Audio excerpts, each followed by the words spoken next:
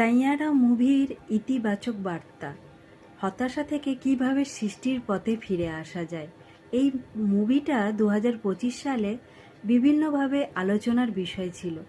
আমি তাই আজকে ভাবলাম এর ইতিবাচক দিকটা আপনাদের সামনে তুলে ধরতে চাই, মানে আমার মতামতের মাধ্যমে আমি যেটা ভাবছি।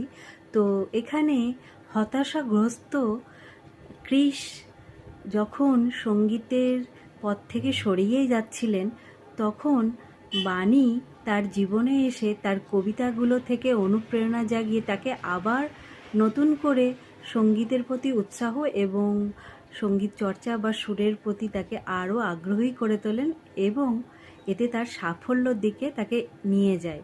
এতেই বোঝা যায় তার এই নিঃস্বার্থ ভালোবাসা আর তার সঙ্গীর প্রতি যে সমর্থন তাকে একজন সফল ব্যক্তিতে পরিণত করে। আর এ থেকে বোঝা যায় যে মানুষের বা তে কোনো খারাপ পরিস্থিতিতে হলে মানুষের যদি ভালোবাসার মানুষটা যদি তাকে সমর্থন করে, তাহলে সে একটা অন্ধকার দিক থেকে আলোর দিকে ফিরে আসে।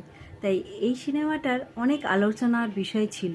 তো একটা ভালো দিকও আছে যে তাকে সফল কেরিয়ারের দিকে তাকে নিয়ে যায়। এই দিকটাও একটা খুব ভালো দিক ছিল, পজিটিভ দিক। এটা হয়তো অনেকে বুঝেছেন, অনেকে হয়তো বোঝেননি। এই নিয়ে অনেক তর্ক বিতর্ক ছিল। তো আমি তার একটা ইতিবাচক দিক তুলে ধরলাম, তো আমার মতামত থেকে। আর কারো কিছু মতামত থাকলে অবশ্যই বলবেন। তো এটা একটা 2025 সালের সবথেকে জনপ্রিয় মুভি ছিল এখনকার দিনের।